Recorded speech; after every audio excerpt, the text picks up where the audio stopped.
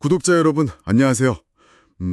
혹시 요즘 말이죠? 뭐 특별히 무리한 것도 없는데 왜 이렇게 온몸이 쑤시고 뻐근하지? 이런 생각 하신 적 있으세요?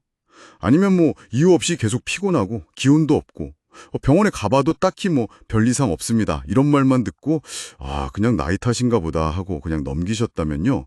오늘 저희 이야기에 꼭 좀 귀 기울여 주셔야 합니다. 어쩌면 그게 우리 몸이 보내는 중요한 신호, 바로 만성염증 때문일 수 있거든요.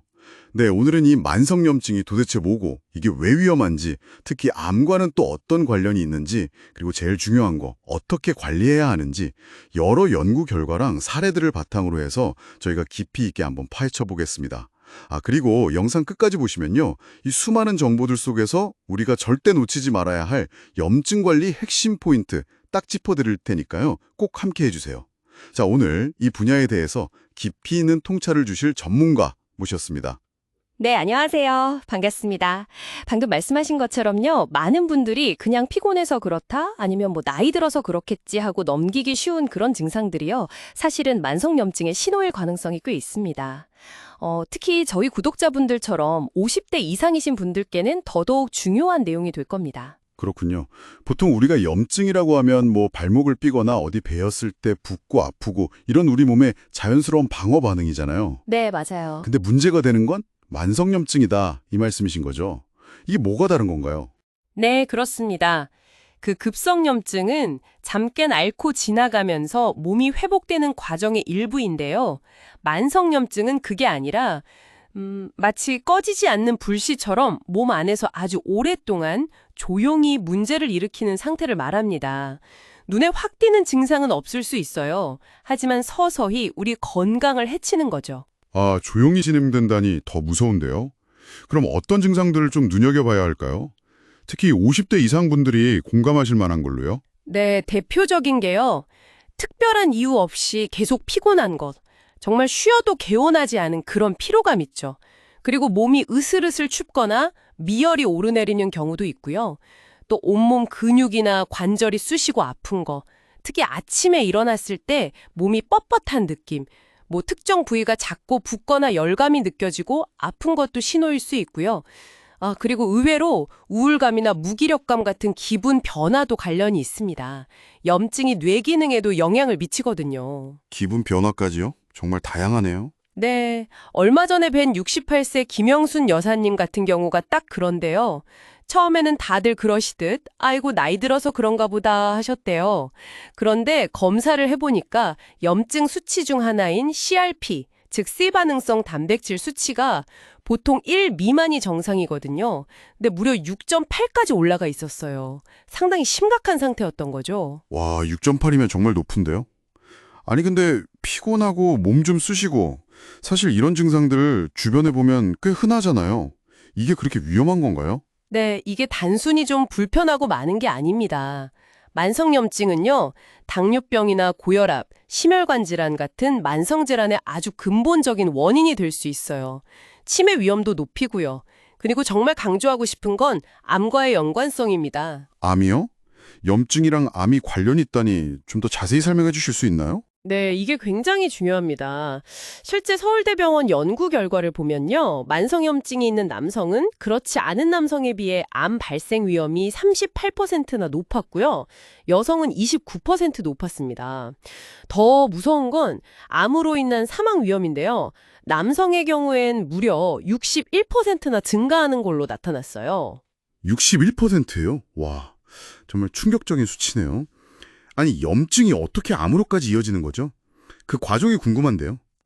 쉽게 설명드리면요. 염증이 몸 안에서 오랫동안 지속되면 몇 가지 문제가 생깁니다. 첫째는 염증 과정에서 활성산소라는 해로운 물질이 너무 많이 만들어져요. 이게 우리 세포 속 DNA를 손상시킵니다. 유전 정보가 망가지는 거죠. 둘째는 세포가 정상적으로 자라고 죽는 과정에 교란이 생겨요. 비정상적인 세포가 마구 자라거나 원래는 죽어야 할 늙은 세포가 죽지 않고 계속 남아있게 되는 거죠. 셋째로는 우리 몸의 면역 기능, 특히 암세포를 찾아내서 없애는 감시 기능이 약해집니다. 이 세 가지가 복합적으로 작용하면서 결국 암으로 발전할 가능성이 높아지는 겁니다. 그 염증이 오래되면 세포가 망가지고 이상하게 자라고 그걸 막을 면역력까지 약해진다. 이런 거군요. 네, 정확합니다. 우리가 잘 아는 예로 위험을 높이는 헬리코박터 파일로리 균 감염 있잖아요. 이것도 만성 위염을 일으키는 게 문제고요. B형 간염이나 C형 간염 바이러스도 간에 만성염증을 일으켜서 간암으로 이어질 수 있는 대표적인 사례죠. 궤양성 대장염이 오래되면 대장암 위험이 높아지는 것도 마찬가지고요. 이야, 염증을 그냥 방치하면 정말 큰일 날 수 있겠네요. 암까지 갈 수 있다니. 정말 관리가 중요하겠어요.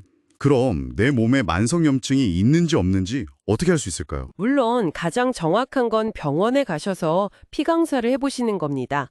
아까 말씀드린 CRP나 ESR, 즉 적혈구 침강 속도 같은 염증 지표 검사들이 있거든요. 하지만 그것보다 더 중요한 건 평소에 내 몸이 보내는 신호를 잘 알아차리는 거예요. 내 몸의 목소리를 듣는 거요? 네. 앞서 말씀드렸던 그런 증상들 있잖아요. 뭐 특별한 이유 없이 계속 피곤하다거나 몸 여기저기가 아프다거나 미열이 있다거나 하는 것들. 이런 증상이 뭐 한두 번 나타나는 게 아니라 한 달 이상 쭉 지속된다면 괜찮아지겠지 하고 그냥 넘기시면 안 됩니다. 관심을 가지고 살펴봐야 해요. 네, 한 달 이상 지속되는 피로, 통증, 미열 꼭 기억해야겠네요. 그럼 이 골치 아픈 만성염증을 줄이려면 어떻게 해야 할까요? 제일 중요한 것부터 좀 알려주시죠. 네, 여러 가지 방법이 있지만 딱 하나 가장 중요한 걸 꼽으라면 저는 단연코 식습관 개선이라고 말씀드리고 싶습니다. 식습관이요. 역시 먹는 게 중요하군요. 그럼요. 우리가 뭘 먹느냐가 우리 몸 안의 염증 상태를 결정하는 데 정말 큰 영향을 줍니다. 특히 피해야 할 음식들이 있는데요. 가공식품들 있죠. 소시지, 햄 같은 거요. 그리고 흰쌀밥이나 흰빵, 설탕 같은 정제 탄수화물, 또 튀김이나 과자류에 많은 트랜스 지방, 이런 것들은 몸 안에서 염증을 막 키우는 뭐랄까 불쏘시개 역할을 합니다. 불쏘시개라 확 와닿는데요. 그럼 반대로 염증을 줄이는 데 좋은 음식은 어떤 게 있을까요? 네, 항염식품이라고 하죠. 일단 색깔이 아주 다양한 채소와 과일을 충분히 드시는 게 좋습니다. 견과류, 특히 호두나 아몬드 좋고요. 콩류, 두부도 좋습니다. 검은 콩 같은 거요. 밥은 현미나 귀리 같은 통곡물로 바꾸시는 게 좋고요. 생선 중에서는 오메가3가 풍부한 기름진 생선, 예를 들면 고등어나 연어 같은 등푸른 생선이 아주 좋습니다. 그리고 올리브오일도 빼놓을 수 없죠. 채소, 과일, 견과류, 콩, 통곡물, 등푸른 생선, 올리브오일. 네네. 네. 그리고 특히 좀 더 강조하고 싶은 항염 성분들이 있는데요. 강황에 들어있는 커큐민 성분, 그리고 생강, 계피, 녹차, 심지어 다크 초콜릿에 들어있는 폴리페놀 성분 등이 과학적으로도 항염 효과가 입증된 것들입니다. 아까 그 김영순 여사님 사례 기억하시죠? 그분도 아침 식단을 좀 바꾸셨어요. 흰쌀밥 대신 귀리죽 드시고 김치 대신 생채소를 드시고 커피 대신 녹차를 드시는 식으로요. 그랬더니 3주 만에 피로감이랑 통증이 눈에 띄게 줄고 염증 수치도 많이 낮아졌다고 하시더라고요. 와, 식단만 바꿨는데 3주 만에요. 정말 효과가 크네요. 식단 말고 또 중요한 게 있을까요? 네, 물론이죠. 두 번째로 중요한 건 규칙적인 운동입니다. 운동을 하면요, 우리 몸의 지방세포에서 염증을 일으키는 물질이 나오는 걸 억제해 줍니다. 체중 관리에도 당연히 도움이 되고요. 운동이라면 얼마나 어떻게 해야 할까요? 꼭 격렬하게 해야 하나요? 아니요, 그럴 필요 전혀 없습니다. 너무 격렬한 운동은 오히려 몸에 스트레스를 줄 수 있고요. 중요한 건 꾸준함입니다. 하루에 한 30분 정도 걷기, 아니면 가벼운 스트레칭이라도 좋아요. 일주일에 한 5번 정도 꾸준히 하시는 게 중요합니다. 실제로 72세 남성 환자분이 계셨는데 식단 조절이랑 같이 매일 꾸준히 걷기 운동을 하셨거든요. 한 달 만에 체중도 좀 빠지시고 무릎 통증이 훨씬 좋아졌다고 말씀하셨어요. 꾸준한 걷기 운동. 네, 이것도 꼭 실천해야겠네요. 그리고 세 번째는 충분한 수면입니다. 잠을 잘 자는 게 정말 중요해요. 연구 결과를 보면요, 하루에 6시간 미만으로 자는 수면 부족 상태가 지속되면 염증 수치가 정상인 사람보다 2배에서 3배까지 높아질 수 있다고 합니다. 잠만 잘 못 자도 염증 수치가 그렇게 높아지는군요. 네, 그러니까 잠들기 전에는 스마트폰이나 TV 좀 멀리 하시고 저녁 식사는 가볍게, 그리고 매일 비슷한 시간에 잠자리에 드는 습관을 들이시는 게 좋습니다. 네, 식습관, 운동, 수면. 들어보면 다 기본적인 것들인데 이게 만성염증 관리의 핵심이라는 거군요. 아, 지금 듣고 계신 구독자 여러분 중에서도 이거 내 얘긴데? 나도 저런 습관 있는데? 하시는 분들 꽤 많으실 것 같아요. 근데 아직 중요한 이야기가 더 남았다고요? 네, 그렇습니다. 이어서 네 번째는 스트레스 관리입니다. 이것도 정말 빼놓을 수 없어요. 우리가 만성적으로 스트레스를 받으면요, 몸에서 코르티솔이라는 스트레스 호르몬이 계속 나오거든요. 이게 면역계를 교란시키고 염증 반응을 더 악화시킵니다. 흔히 마음의 병이 몸의 병으로 이어진다고 하잖아요. 딱 그겁니다. 스트레스가 염증을 키운다? 그럼 스트레스는 어떻게 관리하는 게 좋을까요? 명상이나 심호흡 같은 이완요법도 좋고요. 즐겁게 할 수 있는 취미 활동을 갖는 것도 도움이 됩니다. 긍정적인 생각을 하려고 노력하고 사람들과 좋은 관계를 유지하는 것도 중요하죠. 그리고 다섯 번째는 적정 체중 유지입니다. 특히 복부 비만, 그러니까 뱃살 관리가 아주 중요해요. 이 내장 지방 자체가 염증 물질을 막 분비하는 공장이거든요. 뱃살이 염증 공장이라 이것도 충격인데요. 네.